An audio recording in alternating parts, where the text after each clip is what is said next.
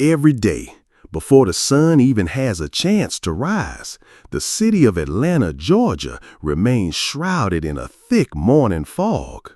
In a small house in the working-class neighborhood in the South, James Carter, a 70-year-old black man, opens his eyes at 4:30 a.m.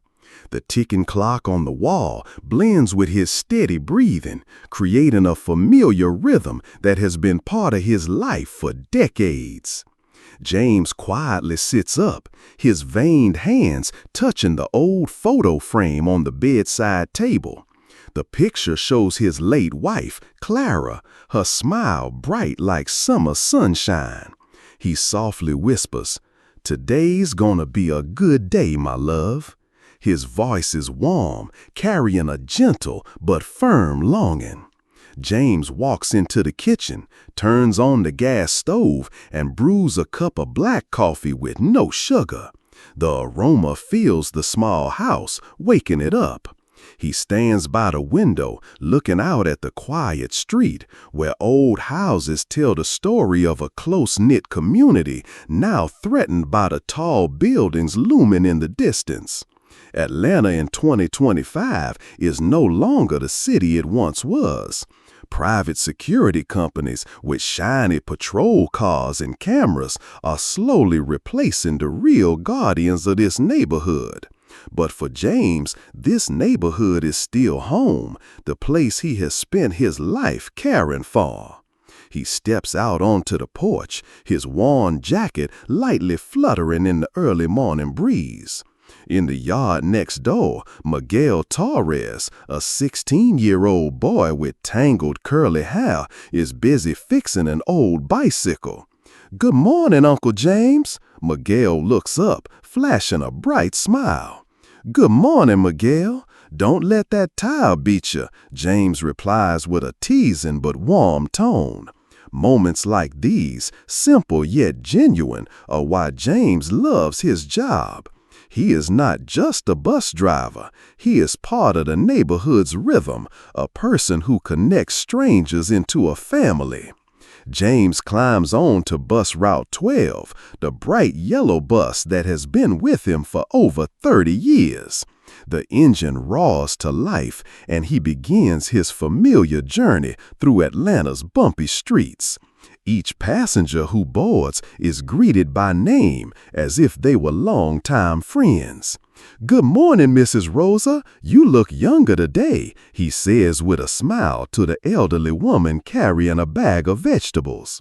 "Mr. James, don't flatter me," Mrs. Rosa replies, but the smile on her lips says otherwise. To the young girl named Aisha, always sitting in the front row with her headphones on, James nods softly. "What are you listening to today, Aisha? Jazz or hip-hop?" She laughs. "You guess." These small moments warm the cold atmosphere of the city, where racial tension and strict surveillance divide people. But don't let James' simplicity fool you. He is not just a bus driver. He is a quiet hero, someone the whole neighborhood relies on without even knowing it. Have you ever met someone like that? Someone whose mere presence makes the community better. James embodies that. He remembers every name, knows their stories, from Aisha's dream of becoming a singer to Mrs. Rosa's worry about her grandson caught in trouble. He doesn't just drive a bus, he carries hope, one trip at a time. James' story calls to mind people like Rosa Parks, an ordinary woman who changed history with a simple act, refusing to give up her seat on a bus. Like her, James is part of the lifeblood of Atlanta's black community. His neighborhood, with old brick streets and murals telling stories of struggle, faces the threat of being wiped out by urban redevelopment projects. Large companies with flashy promises of modernization are driving up housing prices, making people like James and his neighbors feel suffocated. Economic inequality is visible on every corner, from posters advertising luxury condos to new barbed wire fences popping up around residential areas. Many people underestimate the role of workers like James. They think a bus driver, a janitor, or a store clerk can't change the world, but they are wrong. James' small actions, remembering a passenger's name or stopping a little longer to help a mother carry her child aboard, are seeds of unity. They remind us that in a divided world, kindness can be the strongest weapon. James doesn't know that in just a few hours his life will be caught in a storm. But right now, as he drives through familiar streets, he smiles, believing every day is a chance to do what's right. And have you ever thought that the small things you do can change someone's life? James Carter is not just a bus driver. He is a fire that warms an entire community, proof that even in the darkest days, an ordinary person can become a symbol of hope. But his story doesn't end with bus rides. A big challenge awaits, and James, unwilling but ready, will soon become the center of a fight for justice. Under the gray skies of Montana, where cold mountains stand silent like sentinels, Ethan Carter lives alone in a wooden cabin deep in the forest. At 40, he is a hardened figure, his angular face marked by war scars that never fully heal. His eyes, cold as steel, stare at the old laptop screen on a rough wooden table. A video, just deleted from social media, plays in blurry frames. In it, his father, James Carter, is pushed down to the sidewalk by a police officer, handcuffed roughly as a horrified crowd looks on. The screams echo from the video, but Ethan does not blink. He clenches his fists, his breath slow but heavy, like a storm quietly brewing. Ethan's cabin is a world apart. On the wall, a tactical map is covered in red pen marks, points noted from past missions. An open mission journal lies on the table, handwritten lines recounting his days in Delta Force, where he once faced the darkness of war. Nearby, a military dagger gleams under dim light. Ethan stands and walks to a wooden shelf where he keeps an old steel box. Inside are carefully preserved weapons, a handgun, several magazines, and a compact jammer. He inspects each item with practiced movements, like a soldier preparing for battle. But this is not a battlefield in the Middle East.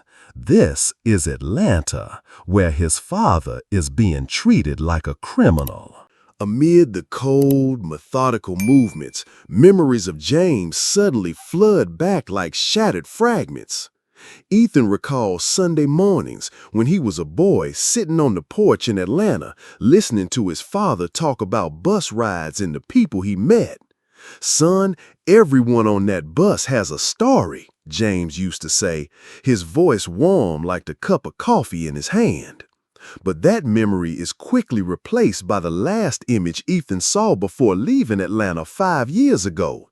His father standing silently on the porch, eyes heavy with sadness as Ethan declared he wouldn't return. "I don't want to bring darkness back here, Dad," Ethan has said, his voice choking. He left to protect his family from himself, from the war nightmares that haunted him every night. Ethan is not like James. If his father was a fire warming the community, Ethan is a storm lurking in the shadows. He is like veterans such as Chris Kyle, carrying psychological wounds that words cannot express. Society views men like Ethan with suspicion, labeling them dangerous, killing machines. But few understand that Ethan's withdrawal isn't cowardice. It's fear that the darkness inside him will harm those he loves. This cabin, with its cold loneliness, is the prison he chooses to keep the world safe. But that video shattered every limit. Seeing his father, a man who spent his life bringing smiles to others, treated like that made Ethan's blood boil. He couldn't stand still. He closed the steel box, slung his backpack over his shoulder, and stepped out of the cabin. The cold wind cut through his skin, but Ethan's gaze didn't waver. The path of vengeance had begun, and he knew it would lead him back to Atlanta, back to his father, and face the darkness he once tried to escape. Have you ever wondered what drives a soldier to return to the battlefield, even when that battlefield is their own home? For Ethan, it's not just justice, it's love, a debt he's never repaid to the father who taught him the meaning of kindness. The past of war may never leave him, but now it will become the guiding flame. Ethan Carter is coming back, not as a son, but as a protector, ready to confront anyone who dares to threaten his family. But can he keep James's light in his heart, or will the darkness consume them both? In the fading sunlight of an Atlanta afternoon, Bus Route 12 rolls down familiar streets, carrying the pulse of the working-class neighborhood. James Carter, with a gentle smile, still sits behind the wheel, his steady hand steering the bright yellow bus through the bumpy corners. Today, the bus is fuller than usual. Familiar faces, Miss Rosa with a bag of vegetables, Aisha with her headphones, blend with new ones. In the middle row, a Latin mother, Maria, holds tightly onto her young son, Diego, about 5 years old, his big eyes staring out the window. But the peaceful atmosphere doesn't last long. Amidst the steady engine hum, a passenger, Ryan Walsh, staggers onto the bus, reeking of alcohol. His bloodshot eyes scan the bus and stop on Maria and Diego. "Hey, why don't you go back to your country?" Walsh snarls, pointing at Maria. The mood on the bus drops. Some passengers look away, pretending not to hear. Maria lowers her head, gripping Diego tightly, trying to shield him from the harsh words. But James, from the driver's seat, hears everything. He tilts his head slightly, sharp eyes meeting Walsh through the rearview mirror. "That's enough, buddy." James' voice rings out, calm but firm. "On this bus, we respect each other. If you can't, get off now." Walsh sneers, stepping closer to the driver's seat. "Who are you to tell me what to do, old man?" he growls, full of defiance. James doesn't flinch. He pulls the bus over to the curb, stands up, and faces Walsh. Though he's 70, James still carries the determination of a man who's faced many hardships. "I'm the driver, and I'm telling you to get off," James replies, his voice low but sharp as a blade. Passengers begin to murmur. Aisha discreetly records video on her phone, while Mrs. Rosa shakes her head worriedly. Maria holds Diego tighter, the boy trembling as he looks at James like a hero. But it doesn't stop there. Another passenger, with cold eyes, pulls out a phone and calls the police, falsely accusing James of causing trouble. Minutes later, police sirens pierce the air. Officer Derek Sullivan storms onto the bus, aggressive. "Get down," Sullivan shouts, pushing James from the driver's seat. In front of horrified passengers, James is forced onto the sidewalk, Sullivan's knee pressing hard into his back. The clink of metal echoes as handcuffs tighten around James' wrists. "I didn't do anything wrong," James says, his voice calm but heavy with pain. The crowd falls silent. Some film with their phones, but most just stand, helpless. That moment, with James lying on the cold sidewalk, evokes painful images from history. Rodney King, George Floyd, names etched deep in the black community's memory. This neighborhood, where James has spent his life bringing warmth, now watches him treated like a criminal. Passengers on the bus, from Aisha to Mrs. Rosa, carry mixed emotions. Some are angry, wanting to shout out against injustice. Others are silent, afraid that speaking up will bring trouble. It's the mistake communities often make: silence in the face of injustice, letting fear overpower courage. But James's act, though simple, standing up to protect Maria and Diego, planted a seed. That act, like a stone thrown into a pond, sent ripples far and wide. It reminds us that sometimes a moment of bravery can spark a movement. But the price of that courage is high. When James was pushed down, he faced not just humiliation, but a system of injustice that has lasted too long. Have you ever wondered what you would do if you witnessed injustice right before your eyes? Would you stand up like James or stay silent like the other passengers? This story doesn't end here. James's acts, though small, ignited a flame. And that flame will soon spread, pulling the whole neighborhood, the entire city, into a battle for justice. But right now, lying on the sidewalk with cold handcuffs tightening around his wrists, James still holds the light inside him, the light of a man who has spent his life doing what's right. Sunset falls, casting a pale orange glow over the working-class neighborhood in Atlanta, as if the city itself is trying to soothe the wounds of the day. James Carter sits quietly on his porch, his veined hands clutching a now cold cup of coffee.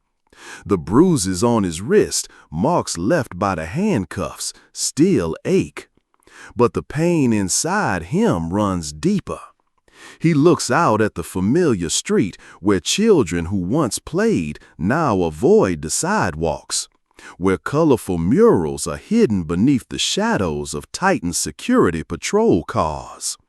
This neighborhood, which he has spent a lifetime building, now feels like an invisible cage watched over by forces he can't name. Yet in that darkness, a spark begins to flicker. A few blocks away, Miguel Torres, the curly-haired teenager, sits in front of a computer screen in his small room. His fingers fly over the keyboard, eyes focused like a hunter. The video showing James being assaulted, though removed from major platforms, is saved and reposted by Miguel on a hidden forum.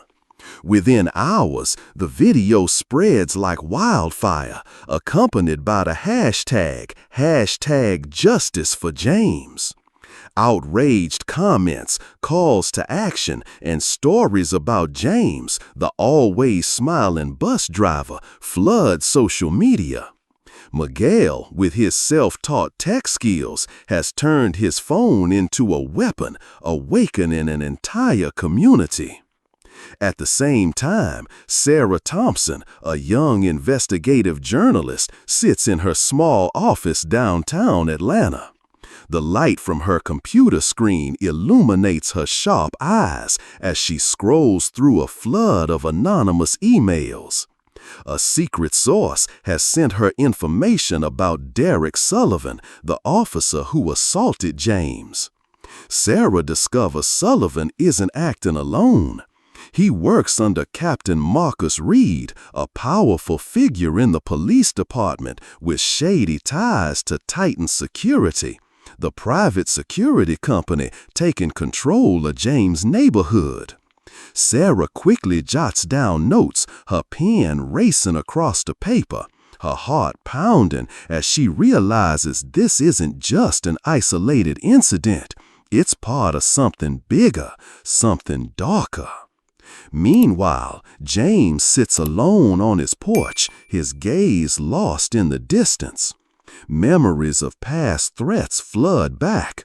In 1980, when he testified against a corrupt officer, his family paid the price, threatening calls in the night, bricks thrown through windows.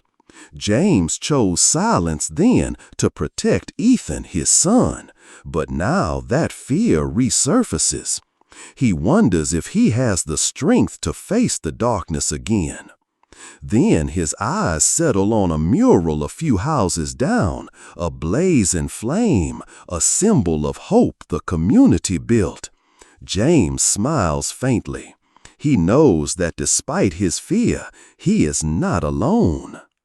This story recalls moments in history like the Black Lives Matter movement, when a simple video from a phone awakened the world. People like Miguel with an old computer and Sarah with her relentless pen prove that the power of citizens can change the game. Yet many often underestimate this. They think only big journalists or celebrities make a difference. They forget that a simple video, a social media post, can become a flame that amplifies the truth. Have you ever thought that a small action, like hitting share, can change an entire community? James, Miguel, and Sarah are proving that, in a world full of injustice, truth is the strongest weapon. But this fight has just begun. As James sits on his porch, unaware, the fire he planted is spreading, dragging along the enemies lurking in the shadows. And somewhere, Ethan, the son he hasn't seen in 5 years, is on his way back, carrying his own storm. Night falls over Atlanta like a black curtain, with only faint streetlights casting light on the quiet streets. At the southern precinct, Officer Lauren Brooks, a 35-year-old woman with sharp but weary eyes, sits in a small office. She wears headphones, her fingers trembling slightly as she presses play on a secret recording device. Captain Marcus Reed's low voice comes through the earpiece. Carter needs to be made an example of. If he keeps stirring things up, the whole neighborhood will riot. The cold words, like an order from the dark, make Lauren clench her fists. She knows Reed isn't just talking about James Carter. He means controlling the entire black community in Atlanta, where Lauren grew up, where she once saw people like James bring hope.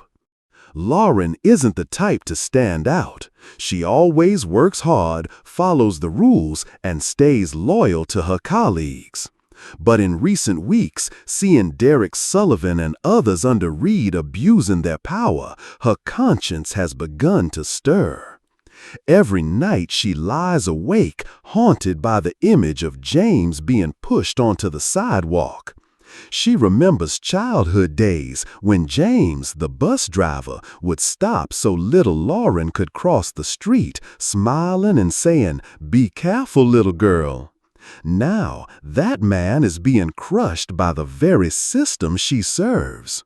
She knows speaking out could cost her her job, safety, even her life. But staying silent feels like betraying herself.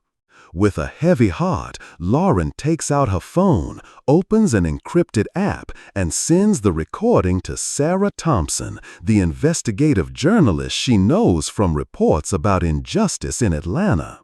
Her finger hesitates over the send button, her breath quickening. She thinks of Edward Snowden, who risked everything to expose the truth. "If I don't do it, who will?" she tells herself. Finally, she presses send, feeling like she just dropped a stone into a deep abyss.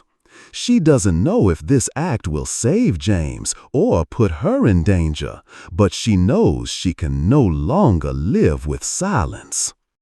At the same time, in James' neighborhood, the darkness seemed to grow thicker. He sat on the porch, his eyes still fixed on the mural of the flame a few houses down. Suddenly, a sharp noise shattered the silence, the sound of breaking glass. A brick flew through the window, landing on the living room floor. James jumped up, heart pounding. He picked up the brick and found a note tied around it. Scrawled on the paper were the words, "Shut up, or your son will pay." The word son stunned James. Ethan! How did they know about Ethan? He looked out into the darkness beyond the window, feeling as if hundreds of eyes were watching. The fear from 1980 flooded back when similar threats had forced him into silence to protect his family. But this time, he knew silence was no longer an option. The stories of Lauren and James prove that justice often begins with those inside the system who dare to break the silence. Like Edward Snowden, Lauren chose to place her trust in the truth, no matter the cost. But the greatest mistake many make is to remain silent, letting fear of the consequences stop them from acting. Lauren, though trembling, overcame that fear. And James, despite facing threats, still held tightly to the light of hope within him. Have you ever wondered if you were in Lauren's place, would you choose silence or speak out?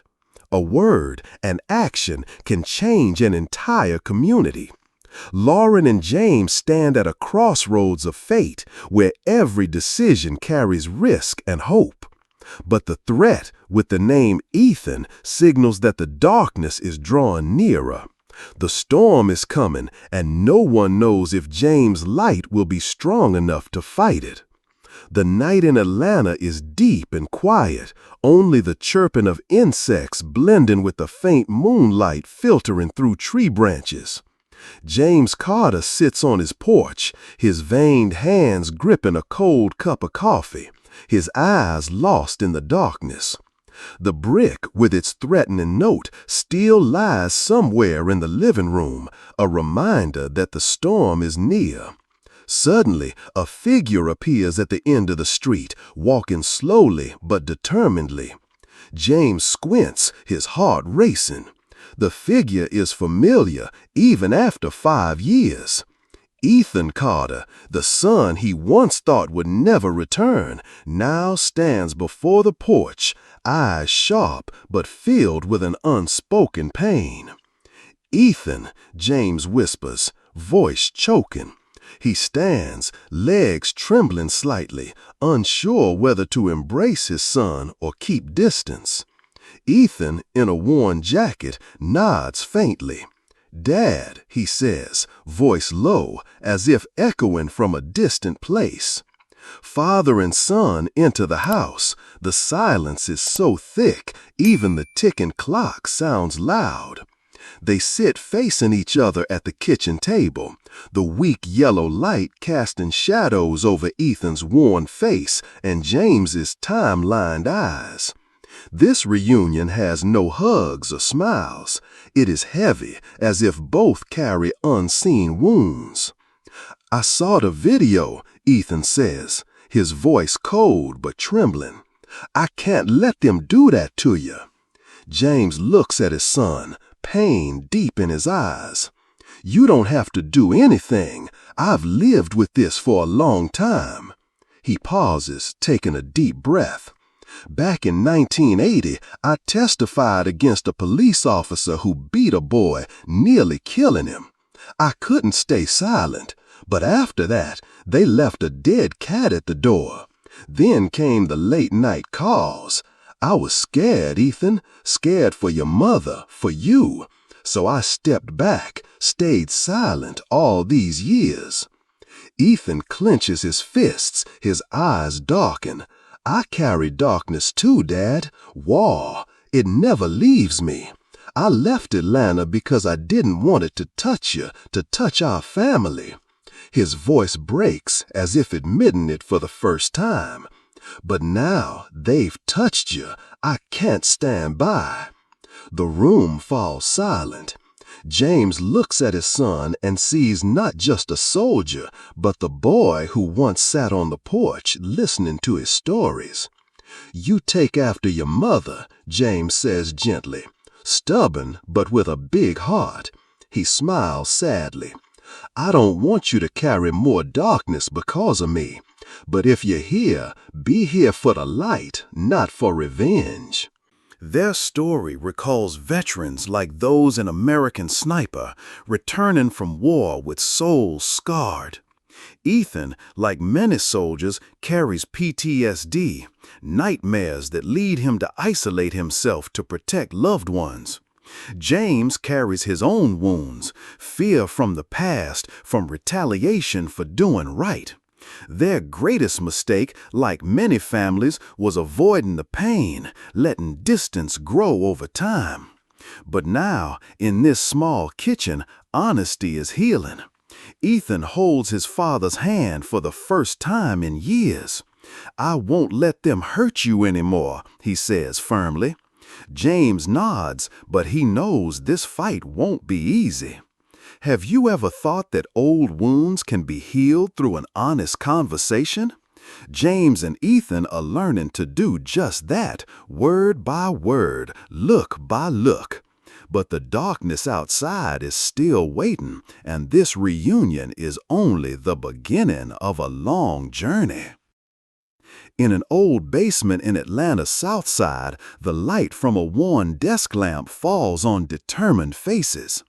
Ethan Carter, with the cold gaze of a former Special Forces soldier, leans against the wall, arms crossed. Next to him, Sarah Thompson, the investigative journalist with a thick notebook, her eyes bright as she flips through documents. Lauren Brooks, the police officer, now turned whistleblower, sits tensely, hands clenched to contain fear. And Miguel Torres, the curly-haired 16-year-old, types rapidly on an old laptop, the screen's glow reflecting in his eyes. This is not just a meeting, it is the beginning of a resistance alliance where people from different generations unite to challenge the darkness engulfing Atlanta. Miguel, with his self-taught tech skills, hacked into Titan's security service system. "They encrypt their data, but not tightly enough," he said confidently. "I found emails between Marcus Reed and some guy overseas. Looks like Titan isn't just watching this neighborhood. They're involved in some dirty deals in the Middle East." Ethan nodded, his eyes sharpening with focus. "Good work, Miguel. Dig deeper if you find anything else." Sarah, not missing a beat, took quick notes. She had received a series of recordings from Lauren, evidence of Reed ordering to make an example out of James to crush any community resistance. "I'm gonna release these documents on my podcast," Sarah said firmly. "The whole country needs to know what Reed and Titan are up to." Suddenly, the basement door creaked open, and a young woman stepped inside. Emma Reed, 22, daughter of Captain Marcus Reed, with short blue-dyed hair and fiery eyes. "I want to join," she said, her voice trembling slightly, but full of determination. The group looked at her, surprised. "My father, he's not who I thought he was. I've overheard his conversations. I can't stand by while he destroys this neighborhood."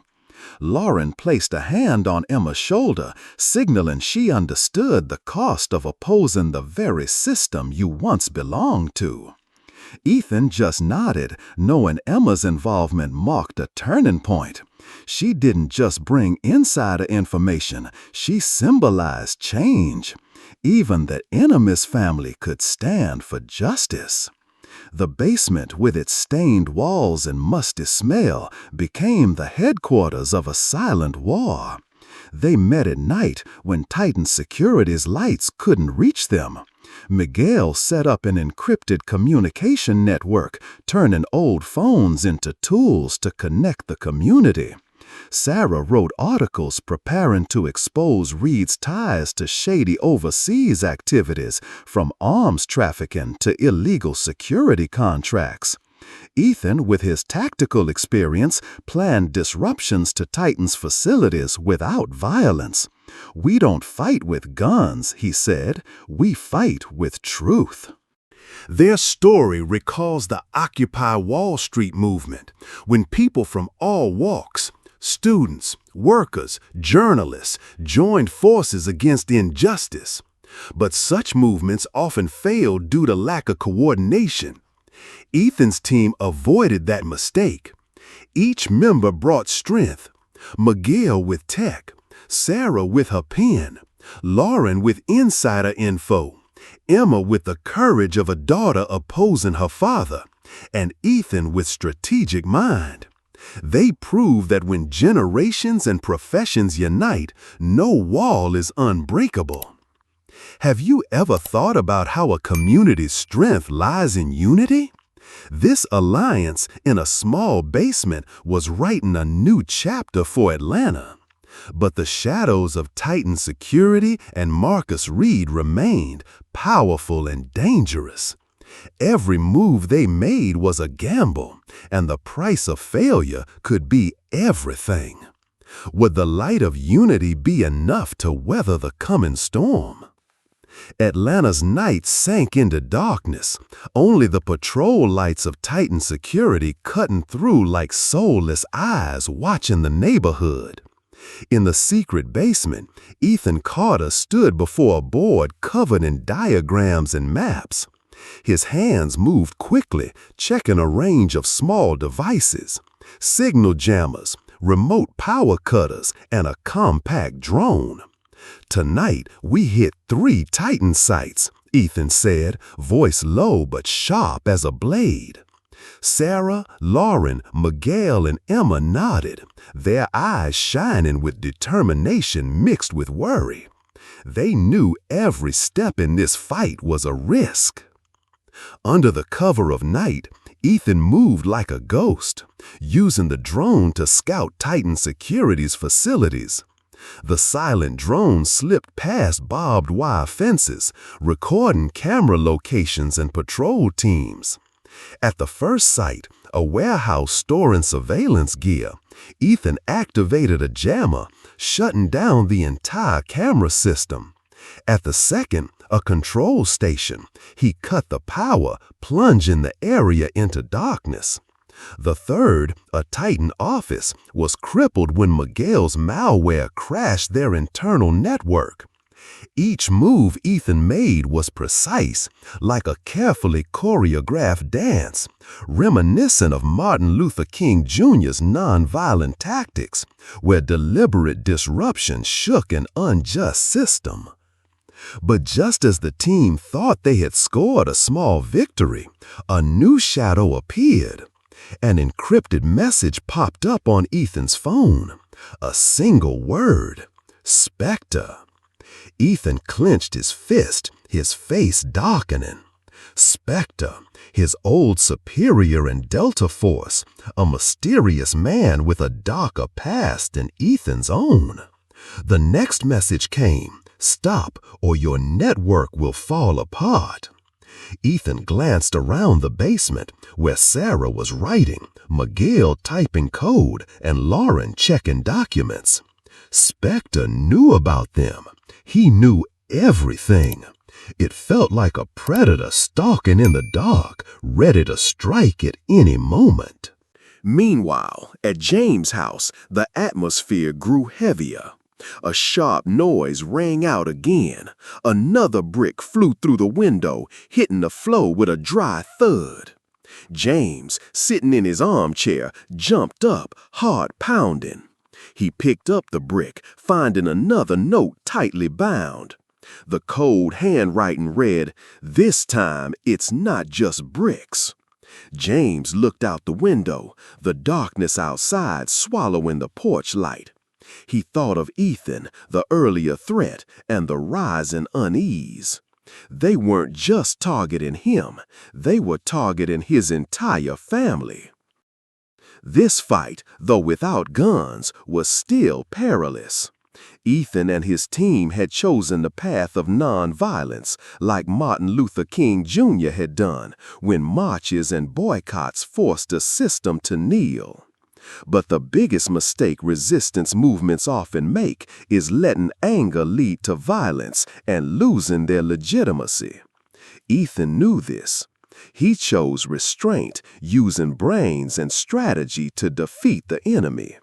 Yet the arrival of Spectre and the threats against James were warnings that no matter how smart they were, they faced a force stronger than they imagined. Have you ever wondered what is stronger, a bullet or an idea?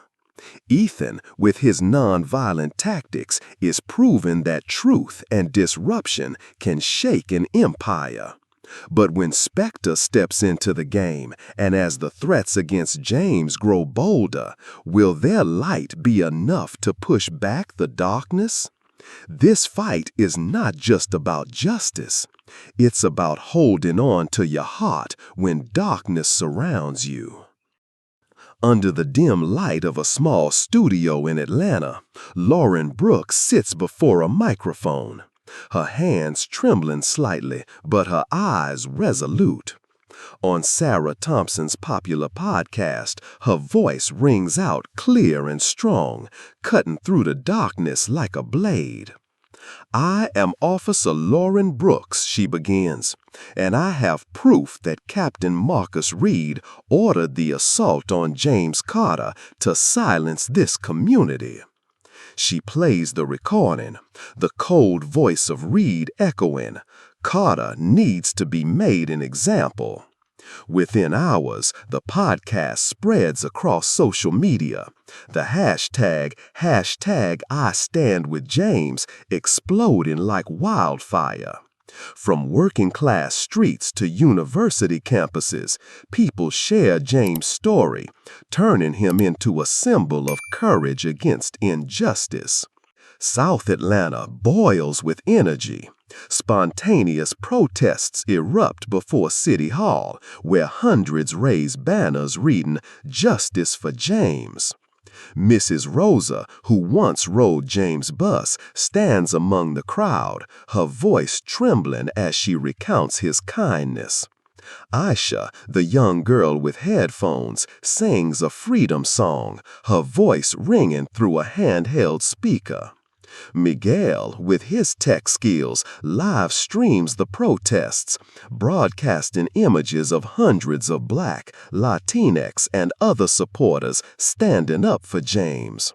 A community once divided by fear now unites like a rushing river, unstoppable. But the darkness doesn't yield easily. At a community meeting in the neighborhood center, Lauren stands at the podium, sharing why she dared to expose the system. The crowd listens, some shedding tears. Suddenly, Derek Sullivan, the officer who assaulted James, bursts in from the back door, eyes bloodshot with rage. "You betrayed us," he screams, pulling a gun. A sharp shot rings out and Lauren falls, blood spreading on the floor. Chaos erupts, screams echo, but brave bystanders rush to subdue Sullivan before he can do more harm. Lauren is rushed to the hospital, breathing weak, but her heart still beating, refusing to surrender. At the hospital, James Carter sits by Lauren's bedside, his gaze heavy. She lies there, chest wrapped in bandages, pale but still strong. "You didn't have to do this, Lauren," James says, voice choking. "But you did, for me, for this neighborhood." Lauren smiles faintly, despite the pain. "You're why I believe in justice, Mr. James. Don't stop." James holds her hand, his eyes shining with renewed resolve. "I promise, Lauren, your fight is now mine." Lauren's story recalls brave journalists like Daphne Caruana Galizia, who were assassinated for exposing truth. Whistleblowers often face isolation and societal backlash. But Lauren is luckier. She has a community behind her. The greatest mistake many make is abandoning those who speak out, leaving them to face consequences alone. But in Atlanta, #IStandWithJames has proven the opposite. One courageous individual, like Lauren, can inspire an entire community to rise. Have you ever thought that a single brave act can change a whole city? Lauren has paid a high price, but the flame she lit is spreading. James, with his vow by her hospital bed, now carries a heavier responsibility than ever. But with Sullivan's attack and tightened security's lurking darkness, will this community have the strength to carry on? The fight for justice nears its final crossroads, and the tipping point has arrived. The night in Atlanta is heavy, the air thick with tension.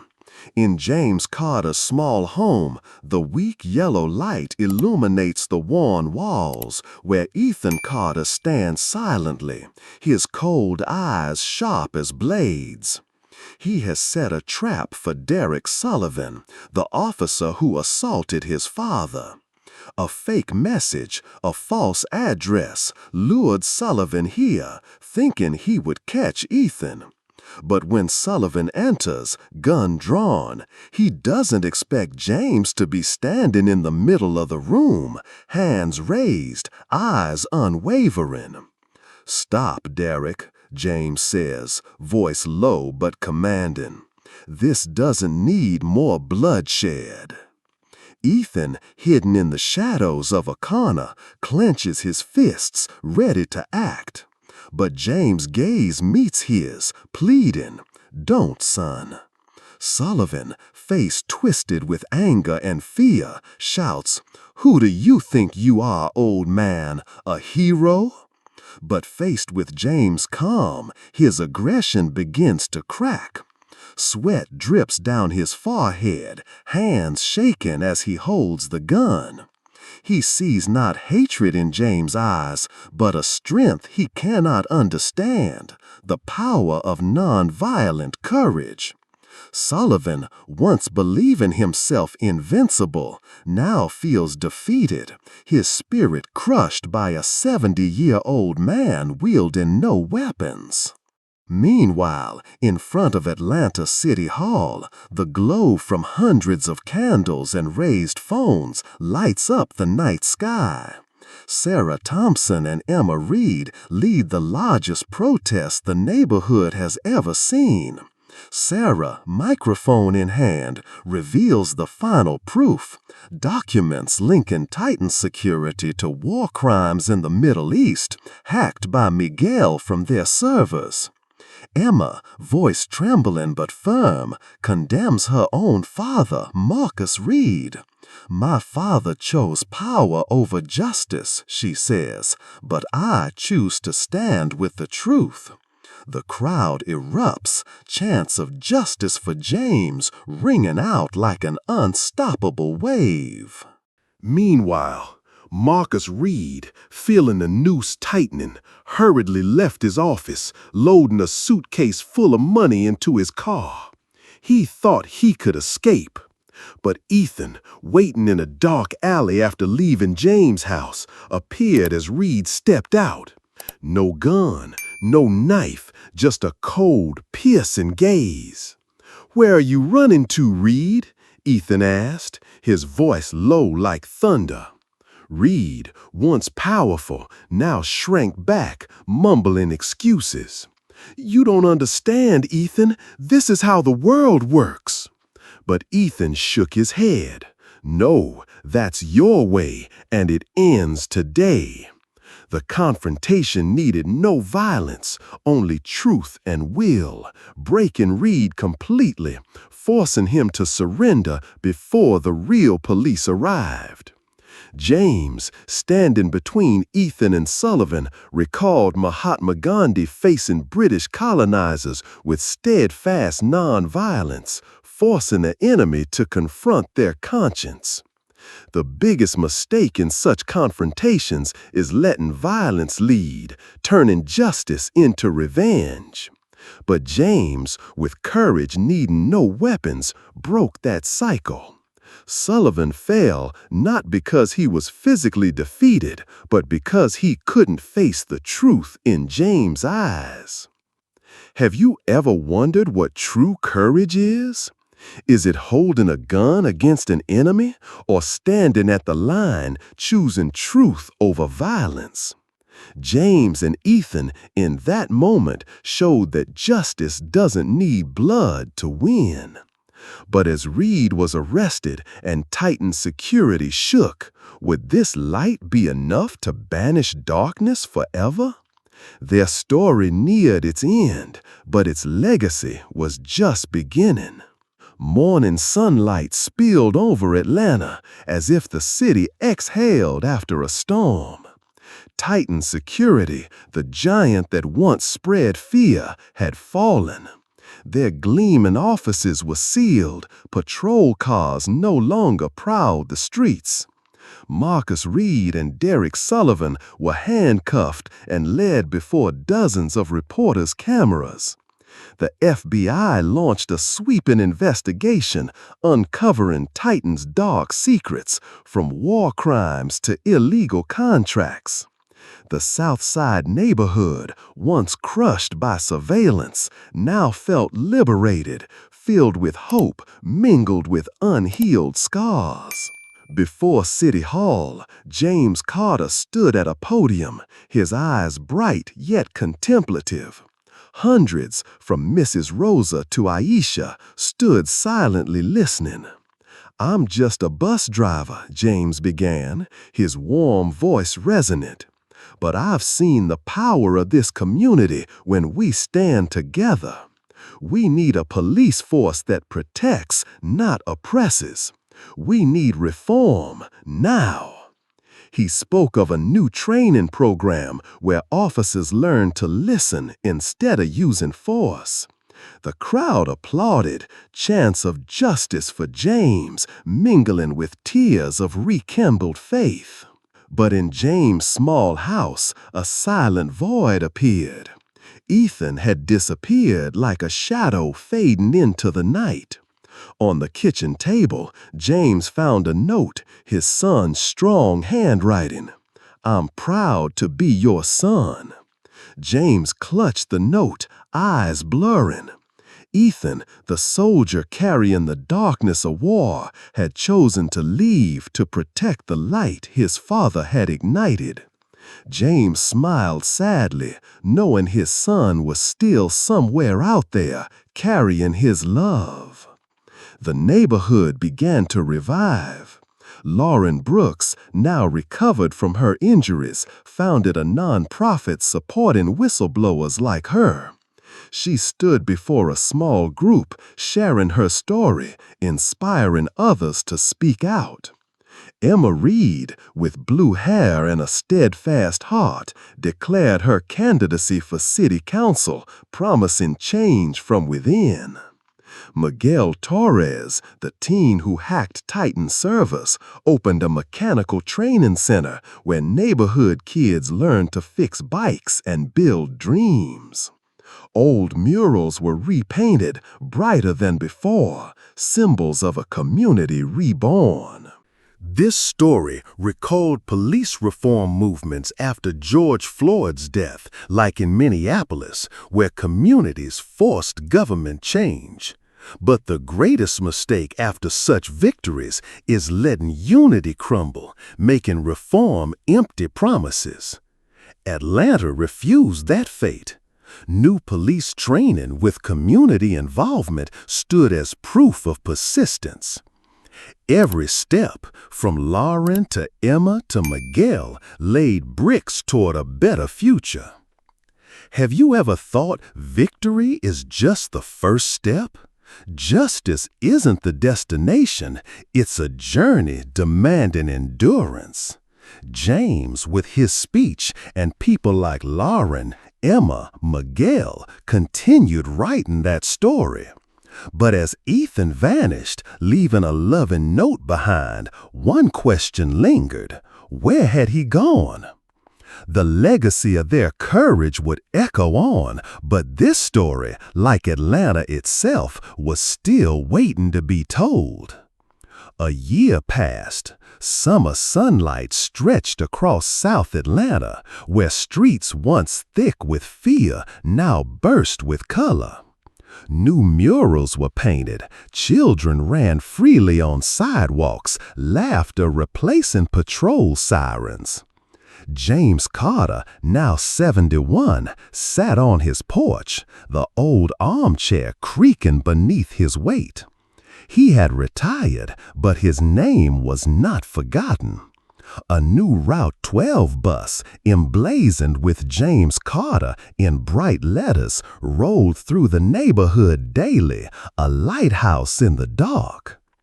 On one such bus, a boy no older than 10 pointed to the name and asked the driver, "Who is James Carter?"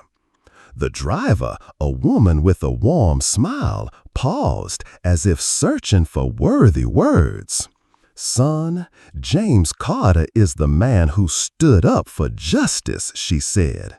"When the world wanted him silent, he chose to speak out. He's like a lighthouse guiding this neighborhood through the storm. Because of him, we know an ordinary person can change everything." The boy nodded, eyes shining, as if James' story had planted a seed deep in his heart. In the small house, James opened a letter, Ethan's strong handwriting visible. "Dad, I'm still here, even if not close. You taught me that light is always stronger than darkness. I'll carry on in my own way." James smiled, eyes misting. Ethan, the son carrying the darkness of war, was now part of the light his father had ignited. Though Ethan had vanished, James felt his presence in every breeze, in every child's smile on the street. The neighborhood had changed. Once quiet parks now echoed with children's laughter. Community meetings became places where people built the future together, no longer threatened by tightened security. James' story recalled civil rights heroes like John Lewis, whose legacy is immortal through courage and persistence. But the greatest mistake we often make is forgetting to honor those like James when they step out of the spotlight. They are silent heroes, those who dedicate their lives to lighten the way for others. James, with the bus bearing his name, had become a symbol of hope, reminding us that one person's courage can inspire generations. How much are you willing to pay for justice? A word, an action, or a lifetime? James Carter paid with his heart, and his legacy lives on in this neighborhood, in children growing up dreaming of freedom, in people daring to stand for what's right. His story is a reminder that no matter how thick the darkness, a small flame can light up the whole sky. Subscribe to our channel to follow more inspiring stories like this, stories of ordinary people doing extraordinary things. And remember, justice never comes for free, but if no one dares to pay the price, darkness will win.